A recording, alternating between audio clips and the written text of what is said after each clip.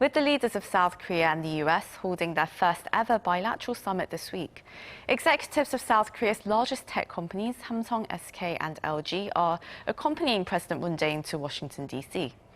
As economic and geopolitical rivalry heats up over new digital technologies and core industries, Seoul and Washington are aiming to strengthen their economic cooperation, with semiconductors, batteries and biotech expected to be at the forefront of the talks.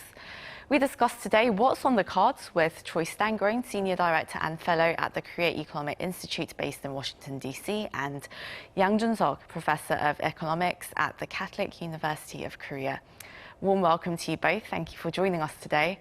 And Troy, well, you're in Tennessee today, but well, thank you for coming on the show again. It's lovely to have you on. And well, so the summit that is going to take place, leaders of South Korea's biggest tech companies have also made their way to Washington, of course, and chip making is set to be a major point of discussion between the two sides.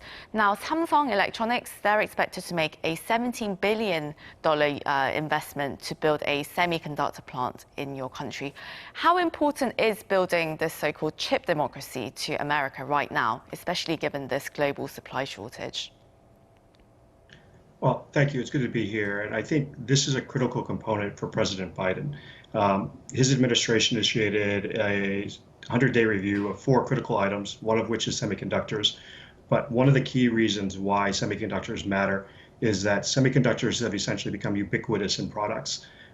We've seen, because of the increased demand from the pandemic, as more people move to remote work, as more people try and buy video game systems for entertainment, that there's been an increasing demand for semiconductors. But that demand, because it takes time to build new fab facilities, hasn't been able to be met. And so we've seen shortages over the last few months. For example, the auto plant in my hometown in Chattanooga recently announced that they're going to shut down for 2 weeks because of a shortage of semiconductors.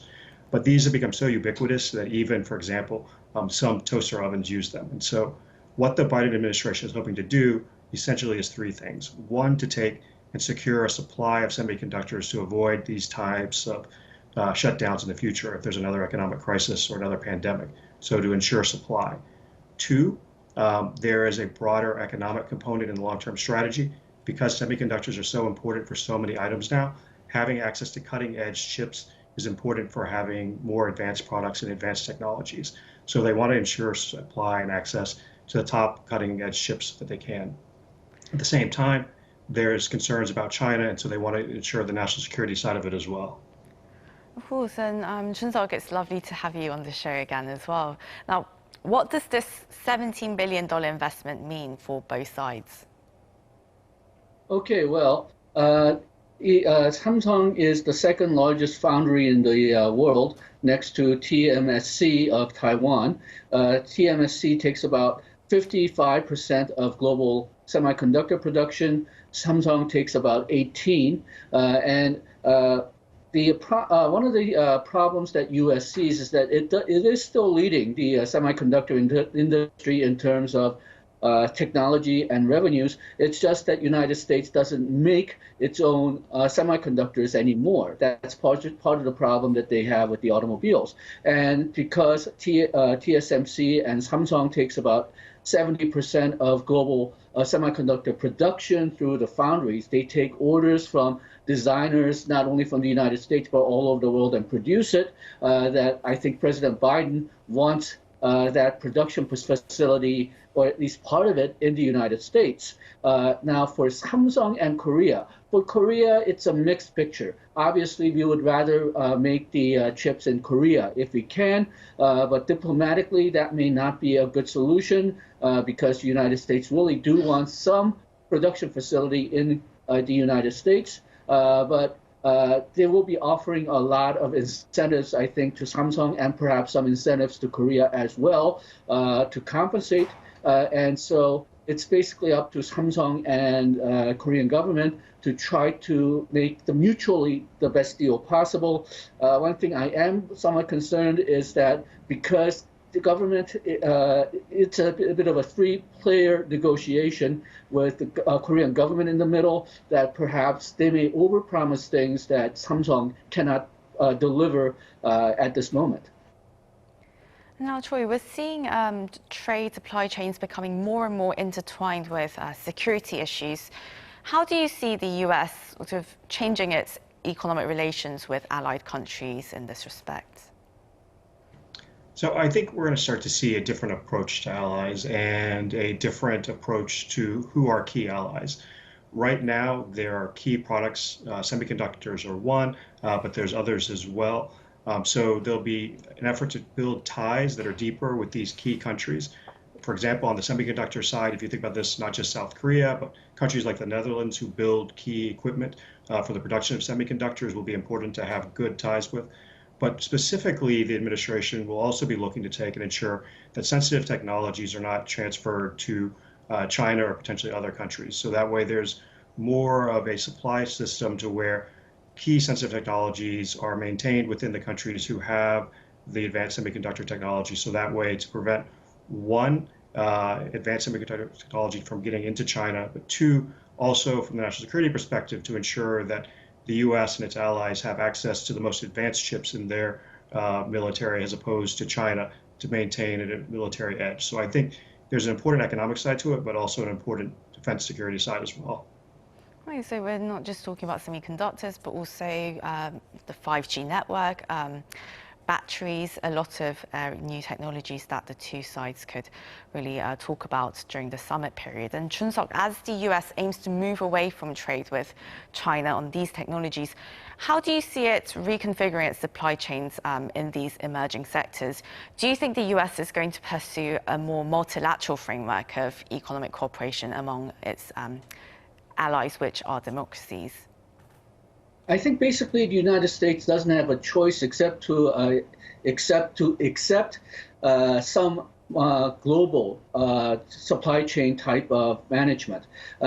President Trump wanted to have most production of sensitive goods within within the United States. That did not prove to be viable. The United States did not have the capabilities of absorbing every intermediate good and raw material that it needs. So toward the end of President Trump's administration, he brought up the idea of secure networks. That is, not only in terms of military securedness, which means that for 5G network equipment and such, there's no eavesdropping mechanism that's hidden in there, but also steady supply. And I think President Biden is following up on that.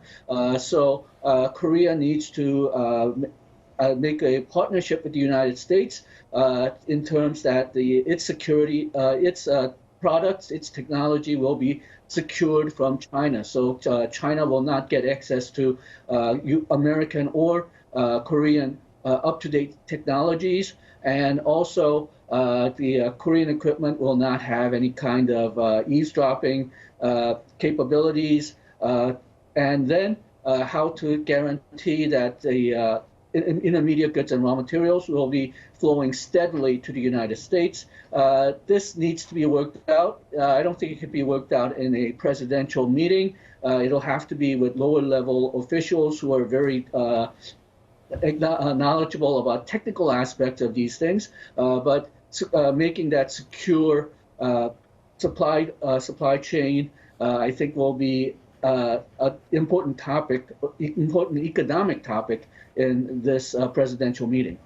Right, so many hoping for a steady sort of step towards that kind of cooperation. And well, Troy, what economic initiatives or areas do you see Seoul and Washington cooperating on in particular?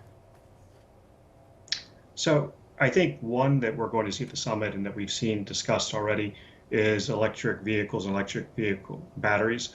SK Innovation is expected to take and make a larger investment in the United States to expand its potential facility in Georgia. LG already has facilities in Michigan. This is going to be important. You know, President Biden has made climate change part of his agenda, a key part, and that means that we're going to have to take and move towards electric vehicles, or perhaps, as Korea's looked into, hydrogen-powered vehicles. So these types of technologies, which are the wave of the future in the auto industry, but also how we address climate change, I think will be a key area. I would expect, as you mentioned earlier, 5G to be on there. Samsung, I think, has an important role it can play in deploying 5G around the world as one of the major producers in this area. So there's a key synergy there. So these are the kinds of things that you hear discussions about, but also things like rare earth minerals, which are important to making a lot of these products, and how both countries can ensure they have access to those. So I would expect conversations on these types of technical and advanced technology issues.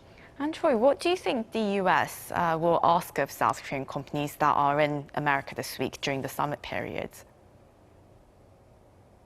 So I think the U.S. would like investments. I think one of the things that Dr. Yang mentioned, which I think is important, is that while the U.S. wants production here, there's also going to need to be production abroad. We saw with the storm in Texas, which shut down the Samsung facility in Austin for about 5 weeks, that having everything concentrated in the United States is a security risk in itself.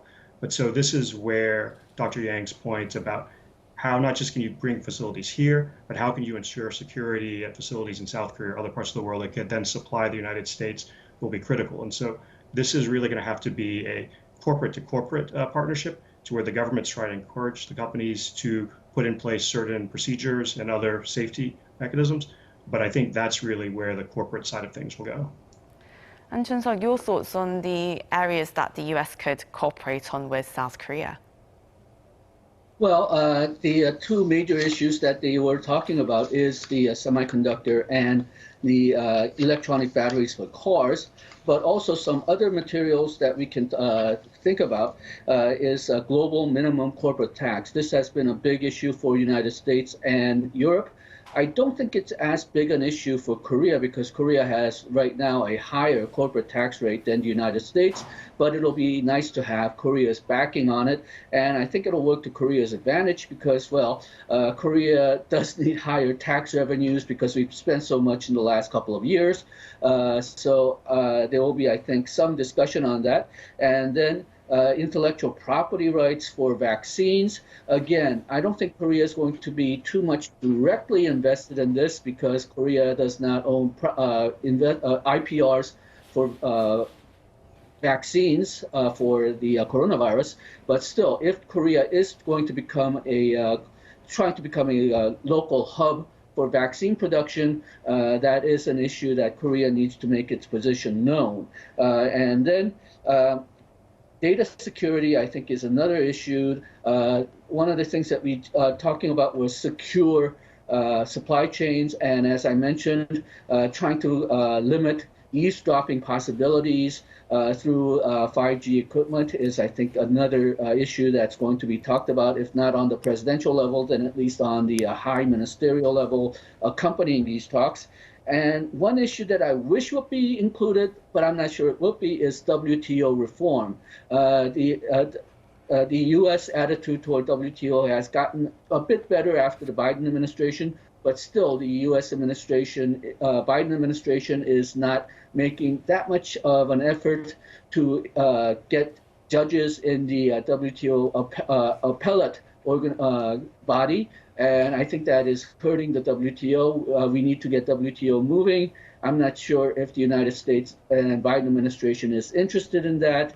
I wish that the Korean administration would bring that issue up, but we'll have to see. And Chun-seok, there have been a lot of questions around whether the US and South Korea, whether they're going to join the wider multilateral trade framework with that's being spearheaded by Japan at the moment. How do you see the likelihood of this? Okay, well, there's, I think, two organizations which Korea is considering. One is the so-called Quad, which is more of a security relationship right now than economic relationship with Japan, India, Australia, and the United States. I think there's some reluctance on part of Korea to join because it's right now more of a security relationship than an economic relationship. And China, I think, will be very annoyed if Korea takes a more active part in the Quad. I think there has been some statements with the United States and Korea saying that Quad is not expanding into quintuples with Korea, so that may be out of the picture for the moment. The second is joining the TPP or the CPTPP, which was the larger regional FTA that U.S. was going to join, but President Trump decided not to. Korea is thinking about joining the CPTPP. because, well, perhaps the United States, with the Biden administration, is thinking about rejoining that TPP. But right now, there doesn't seem to be that much of a movement in the United States. So that's holding back Korea's efforts to join the CPTPP. I know a lot of my fellow economists and trade specialists do want Korea to join CPTPP right now, but unless the United States shows some signal, I think there's a reluctance in Korea to join the organization at the moment. But if the United States does signal that it will join TPP sometime in the future, I think that'll make Korea move so that they can join the TPP before the United States joins. Right, well, I'm afraid this is where we're going to have to end the interview today, but that was Troy Stangerang, Senior Director and Fellow at the Korea Economic Institute, and Yang Jun-sok, Professor of Economics at the Catholic University of Korea. Thank you both so much for your time today. Thank you. Thank you. And to our viewers, as always, thank you for watching.